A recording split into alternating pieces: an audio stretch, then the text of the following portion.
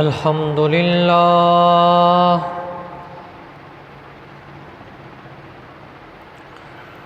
الحمد للہ وکفی والصلاة والسلام علی من لا نبی بعد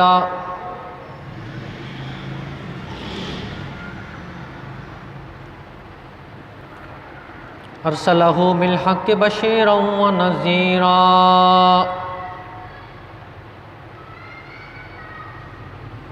وداعیا الی اللہ بإذنہ وسراجا منیرا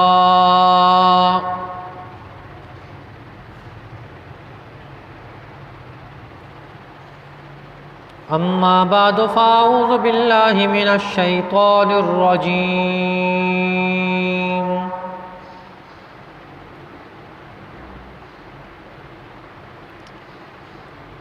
بسم اللہ الرحمن الرحیم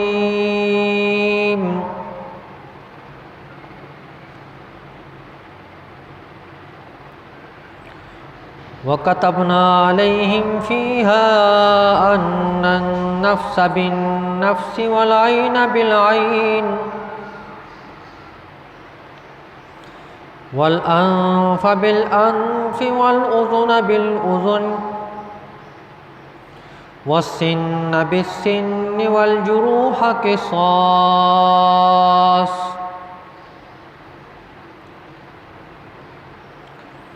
آمنت باللہ صدق اللہ العظیم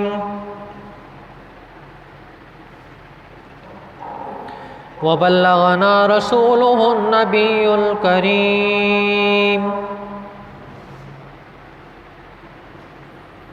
ونحن على ذلك لمن الشاهدين والشاكرين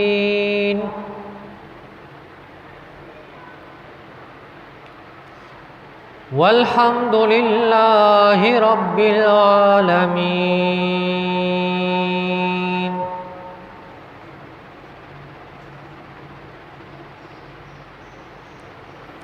قابل صد احترام و تکریم میرے واجب الاحترام دوستوں، بزرگوں، عزیز نوجوان ساتھیوں،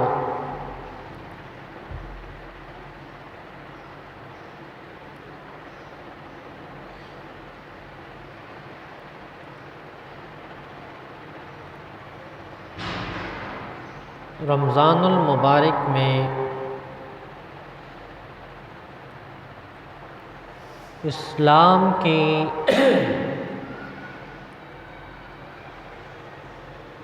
پہلی عظیم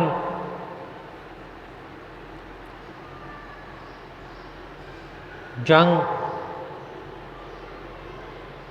جو کہ غزوہ بدر کے عنوان سے پہچانی جاتی ہے، وہ رمضان المبارک میں پیش آئی تھی.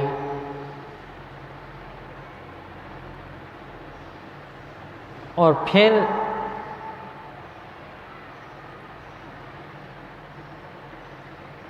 دوسرے سال شوال کے مہینے میں اسلام کی دوسری عظیم جنگ یعنی غزوہ احد کا واقعہ پیش آیا.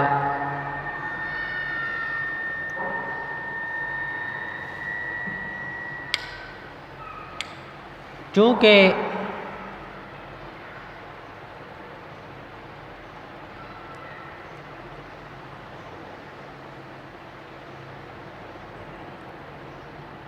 اسلام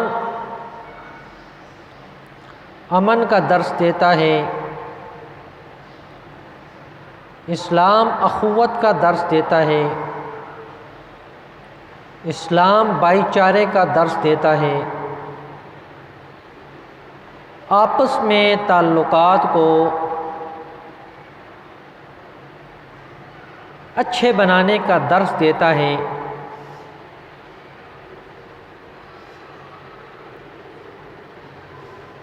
تو پھر اس کی کیا ضرورت پیش آئی؟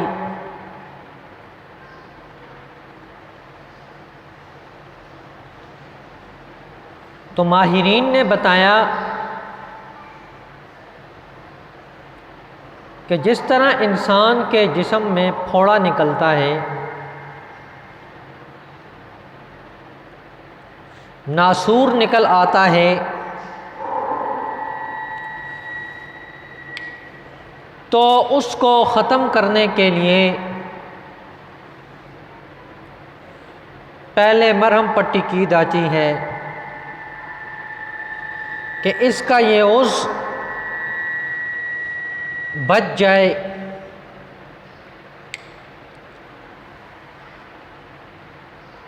اور پھر کام نہ آئے تو پھر اس کو چیرا لگاتے ہیں، اور اگر پھر بھی کام نہ بنے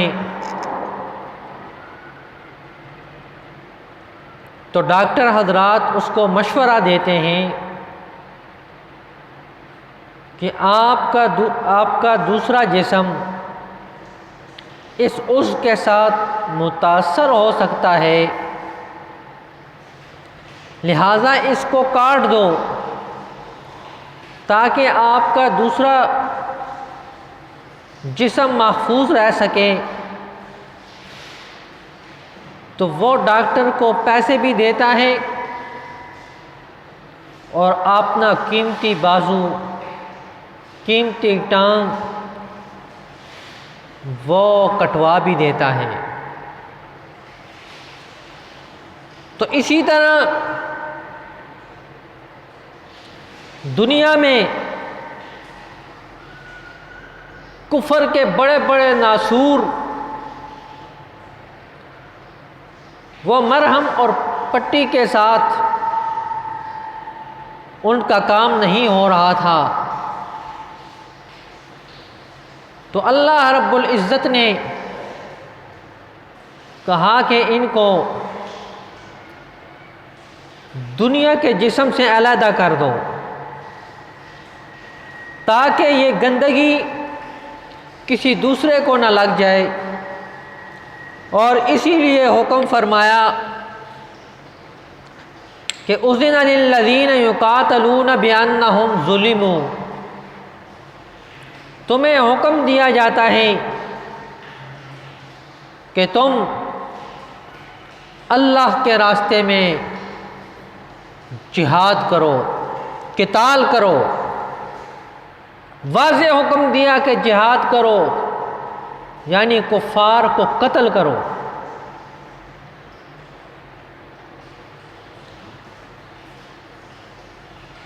تو جب پہلی مرتبہ ان کو عظیم شکست ہوئی کہ ایک طرف نہتے لوگ ہیں، کچھ بھی نہیں ان کے پاس، اور 1000 کے مقابلے میں چڑھ دوڑے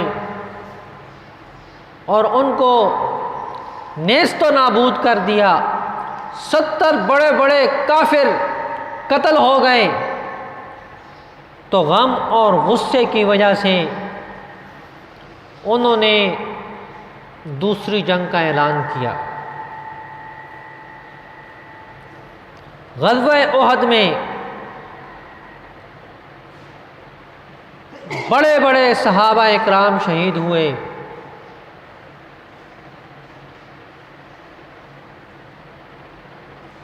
اور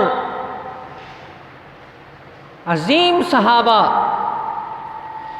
جن میں آپ صلی اللہ علیہ وسلم کے چچا سیدنا امیر حمزہ رضی اللہ تعالیٰ عنہ بھی شامل تھے۔ سیدنا امیر حمزہ رضی اللہ تعالیٰ عنہ ایک بہادر انسان تھے۔ آپ صلی اللہ علیہ وسلم فرمایا کرتے تھے کہ ان کا چہرہ میرے والد کے ساتھ ملتا ہے۔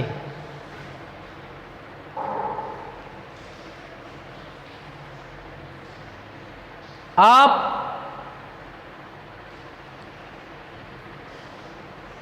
کفار کی صف میں تھے،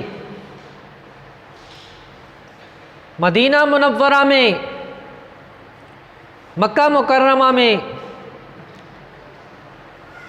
ابو جہل رسول اللہ صلی اللہ علیہ وسلم کو ستایا کرتا، طرح طرح کی تکلیفیں دیا کرتا تھا۔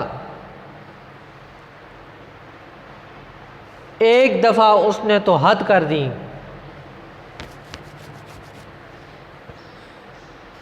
نبی کریم صلی اللہ علیہ وسلم تشریف لائے بیت اللہ میں نماز پڑھنے کے لیے، تو اس بدبخت نے بہت بدتمیزی کی، برا بلا کہا،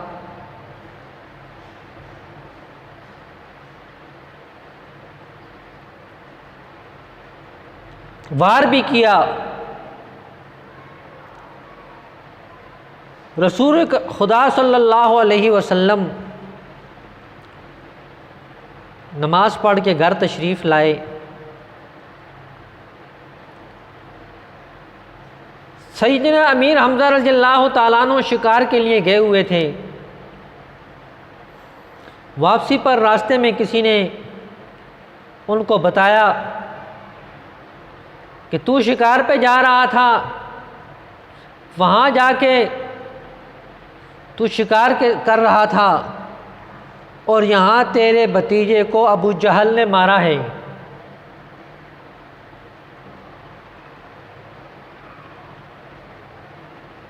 یہ بات سننی تھی کہ وہ غصے سے بھر آئے اور سیدھا ابو جہل کی طرف چلے گئے۔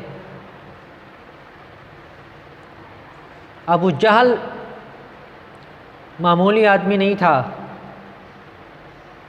مکہ کا سردار تھا، جس کی بات پہ لبیک کہنے کے لیے بہت سارے کھڑے ہو جاتے ہیں۔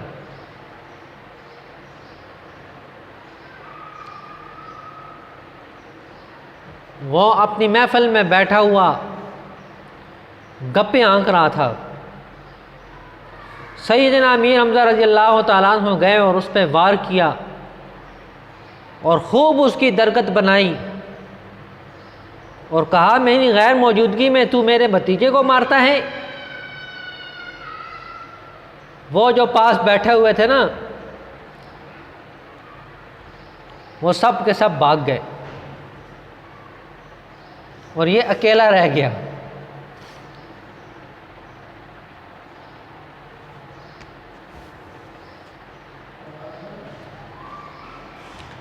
یہ اکیلا رہ گیا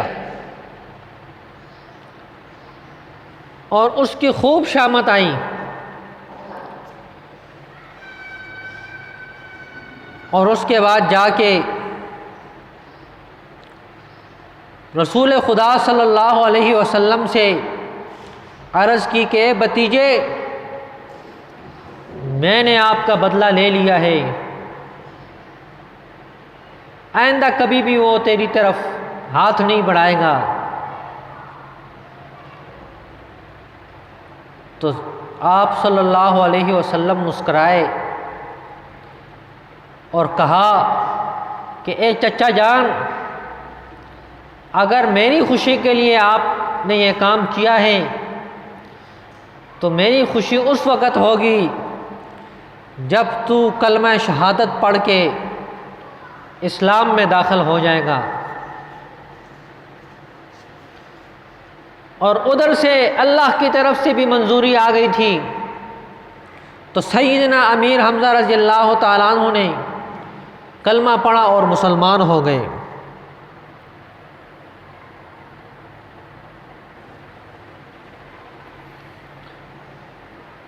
اور اس کے بعد آپ صلی اللہ علیہ وسلم کے جانثار بن کر شہادت کے وقت تک جانثار رہے۔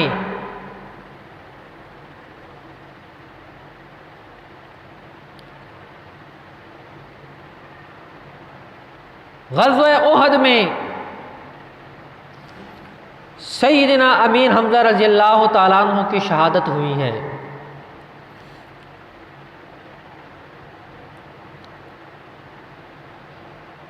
ہندہ نے اپنے غلام سے کہا کہ 3 آدمیوں کو تم قتل کر دو،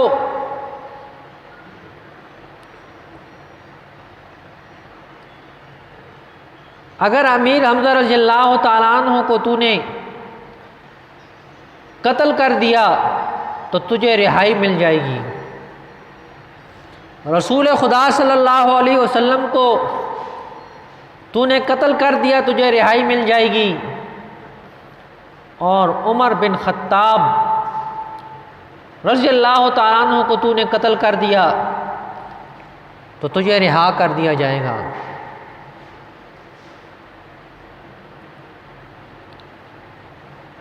اب ہندہ نے، وحشی نے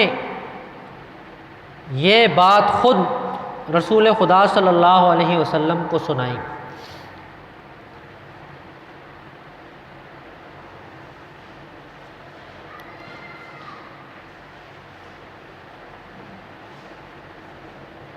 وحشی بعد میں مسلمان ہو گیا، صحابہ کی صف میں داخل ہو گیا۔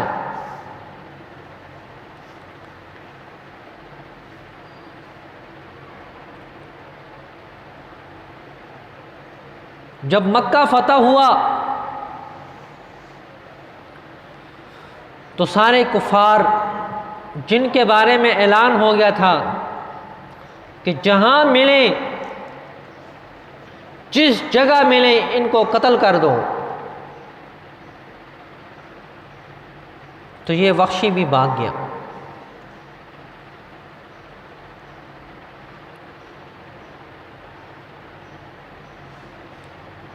تین مرتبہ اس کے بارے میں وحی نازل ہوئی ہے۔ جب یہ گیا تو اس کے پاس پیغام پہنچا کہ تو کلمہ پڑھ لے، تو اس نے کہا جی میرے گناہ بہت زیادہ ہیں، میرے گناہ معاف ہو جائیں گے؟ تو اللہ نے جواب دیا کہ تیرے گناہ معاف ہو جائیں گے۔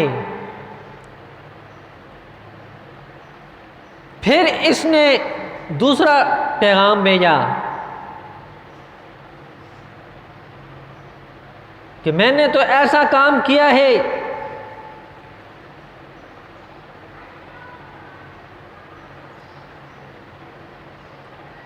کہ اس کی معافی ہو ہی نہیں سکتی، تو مجھے اسلام کیا فائدہ دے گا؟ تو اللہ نے فرمایا قل یا عبادی الذین اسرفوا علی انفسہم لا تقنطوا من رحمت اللہ۔ قیامت تک کے مسلمانوں کے لیے اس نے رستہ کھول دیا۔ اللہ فرماتے ہیں کہ میرے بندوں سے کہہ دو کہ تم نے اگر اپنی جان پر ظلم کیا ہے تو اللہ کی رحمت سے نا امید مت ہو۔ تو یہ وہاں سے چل کے مسلمان ہونے کے لیے آیا۔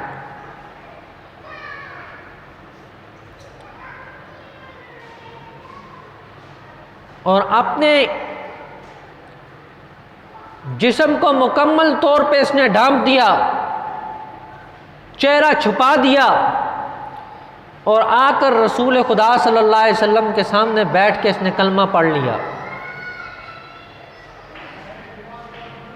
آپ صلی اللہ علیہ وسلم نے پوچھا کہ تیرا اسلام قبول ہے، تجھے معاف کر دیا گیا ہے، لیکن تو نے میرے چچا کو کیسے شہید کیا؟ تو وہ اتنا بہادر آدمی تھا، تو اس نے کہا کہ 2 آدمی تو ایسے تھے جن کا سامنا کرنا میرے لیے مشکل تھا، میں ایک درخت کی اوٹ میں بیٹھ گیا اور میں نے سیدنا امیر حمزہ رضی اللہ تعالیٰ عنہ کا نشانہ بنا دیا، اور میں نیزہ بہت اچھے طریقے سے چلاتا تھا۔ جب میں نے دیکھا کہ سیدنا امیر حمزہ رضی اللہ تعالیٰ عنہ غافل ہیں تو میں نے ان پہ وار کیا، اور وار اتنا سخت کیا کہ سیدنا امیر حمزہ رضی اللہ تعالیٰ عنہ گر گئے اور پھر کھڑے ہو گئے، اتنے بہادر تھے، لیکن زخم سے بہت زیادہ خون بہا اور ادھر ہی گر گئے۔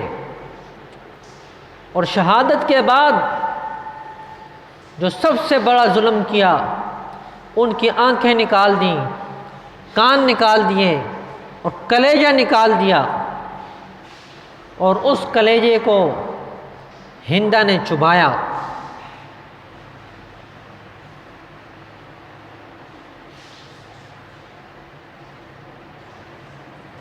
اور اس کے بعد وہاں سے بھاگ گئے۔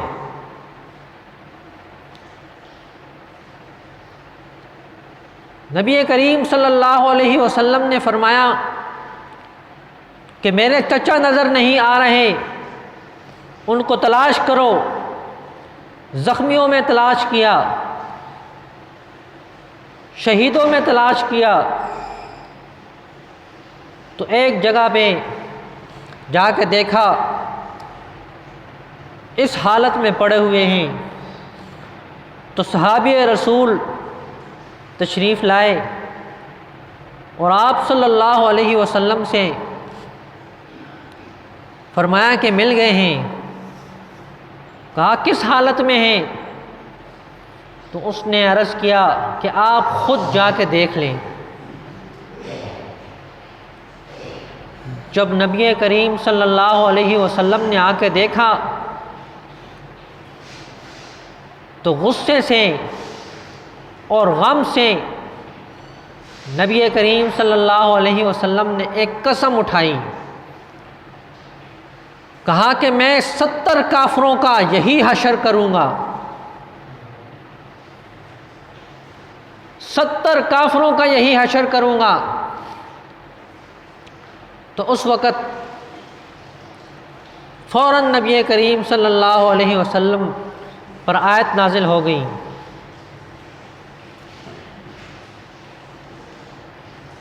70 مرتبہ سیدنا امیر حمزہ رضی اللہ تعالیٰ عنہ کا جنازہ پڑھا،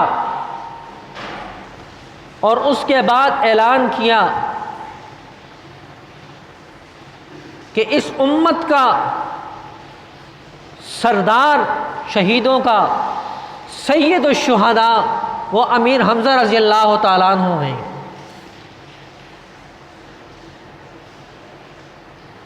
اور دوسرا اعلان یہ کیا تھا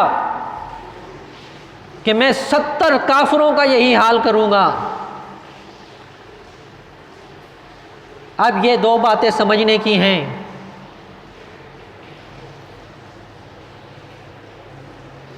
سید الشہداء کا جب اعلان کیا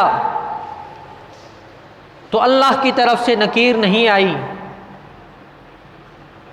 کہ اللہ کے علم میں بھی یہی سید الشہداء تھے، اور یہ مرتبہ اللہ کی طرف سے سیدنا امیر حمزہ رضی اللہ تعالیٰ عنہ کو دیا گیا۔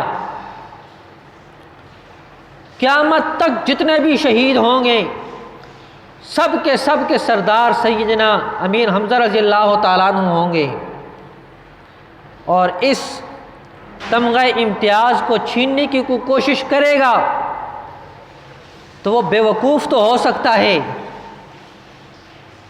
عقل مند نہیں ہو سکتا۔ اور دوسرا جو اعلان کیا اس پر فوراً نکیر آئی اللہ کی طرف سے کہ شریعت کو نازل میں نے کیا ہے، شریعت پہ حکم میرا چلتا ہے، خداوندی قانون کے سامنے آپ کی بات نہیں چل سکتی۔